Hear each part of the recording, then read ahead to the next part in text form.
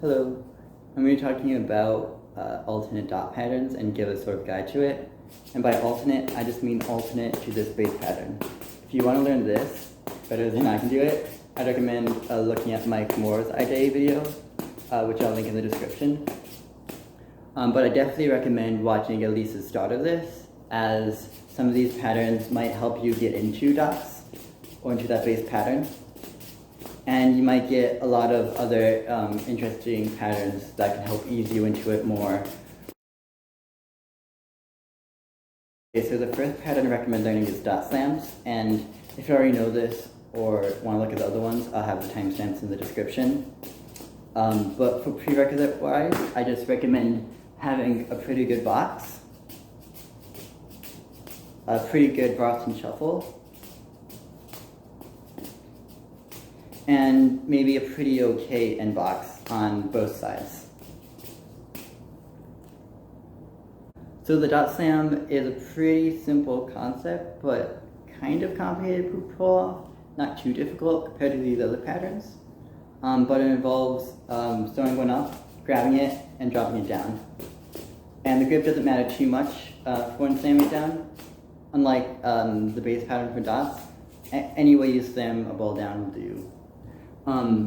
The two things I do recommend for it though is going into it from box when learning it, because it feels very boxy even though it's slightly different. And when you're throwing the bottom ball, the bottom dot, when you're doing slam it down, you throw it slightly up. If you just drop it, you're gonna end up reaching down for it. And if you throw it too high, it's gonna be hard to slam it down. And also it won't look as good.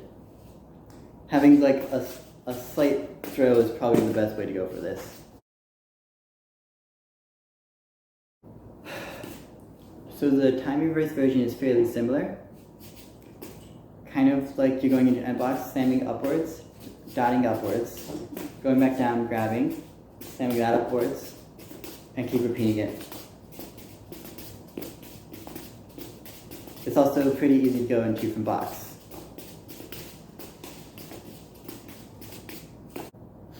So the grip for this one is slightly more important. If you watch the IDA video, I recommend Mike grips, the grip Mike shows you the most, as that it works for this one and it gives you more in the habit of doing dots that way and gives you more prepared to use the base pattern.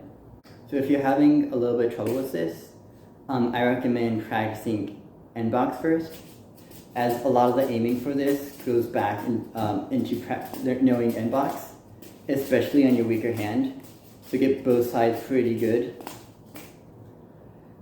And another way you can think about it is that the upper slam is what gives you time to go back down and grab the other ball. Okay, now I'm going to talk about inverted box dots, which I definitely recommend you have a pretty good inverted box for. And I'm going to work up to the base pattern with different other dots to go in and out of inverted box. So inverted box is already kind of a dot trick. You have one ball above the others. So a good way of learning some of the harder tricks is first learning some ways of going into it. First, I recommend from box, throwing one up and going that way. Throwing one up, going that way, and of course, do it on the other side as well. So pretty much what you're doing there is you're dotting the ball that's coming down to the side. And for that, I don't have any particular recommendations. Just sort of what you did before with the dot slams is just that, but to the side, kind of. And it just takes a little bit of practice. Anyways, just as you can dot it to the side, you can also dot it diagonally sideways. So from box, if you want to do like sort of this kind of thing, instead of dotting it up, you can also dot it to the side and go into it that way. And I recommend these things, doing them on both sides. For going into this kind of thing, I definitely recommend getting the time reverse version, pretty good, of the dot slams. And think of it as, instead of slamming it up, you're slamming it to the sides. Also, it kind of just be aware of your hand positioning. The hand's kind of positioned in a way that it can go into an inverted box. Okay, so the next small building block I recommend you have is dotting from inverted box downwards into regular box. And this is very similar to just dotting upwards into it, and also from the dot slam. Just instead of going from a 4, you're going from the inverted 2x downwards, and it feels very similar. It's one of those things that you just have to practice. Hi, cat. Okay, there's one more type of dot I'm going to talk about, which is the most important inverted box dot, I think, in my opinion. But first, we're going to get into patterns with some dots we already learned, and these are much easier to get into. So the first is this sort of hourglass shaped one, which is box row, 2x, and then a upward slam, inverted box, and downward slam. And that's just combining the stuff you already know. You can even practice those things with this pattern, which is kind of the purpose. Another one is a Z, which it goes like this. And you kind of have to know how to bring your arm around for this one. It goes inverted throw, downward slam, box throw, and then you bring around your arm upwards to do it again. And it switches directions. So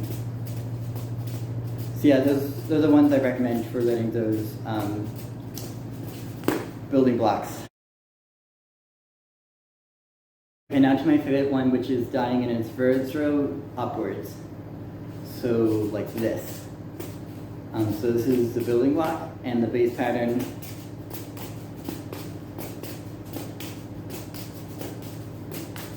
looks like that. We're going to go into a few other patterns first before we get into that. Okay, so the inverted dot up is very similar to the upward slam upwards. So the grip and the throw is very similar. All you have to do is kind of practice into it. And the way I recommend doing that is going from inverted box, dotting it upwards, and going back into it. First on one hand, and then once you're starting to get comfortable, also learn on the other hand. And this is why it's kind of important to learn going from those different slams, is that you're learning how to go from it coming down to the sides. Dotting upwards from inverted throws, you're probably ready to learn the base pattern. And again, it's one of those things that takes practice.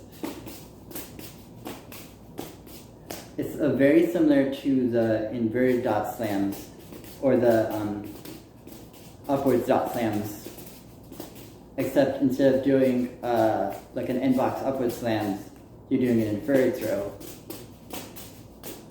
So it's good to have that pattern solid before you go into this.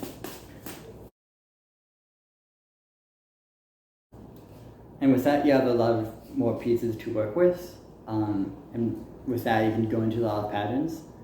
I'll break down one right now, but I'll definitely post more patterns and you can look through them and you kind of have a good idea now with it. But I'll break down this one really quickly, which basically broken down involves throwing an inverted throw, like you would an inverted box, and dotting it upwards. And while that's upwards, you throw the ball you just caught here through the bottom dot of the dot you just dotted. And then when this one is falling down, you have time to use this ball and go that way. And then you reverse the pattern. It goes inverted box, throw it through, and down.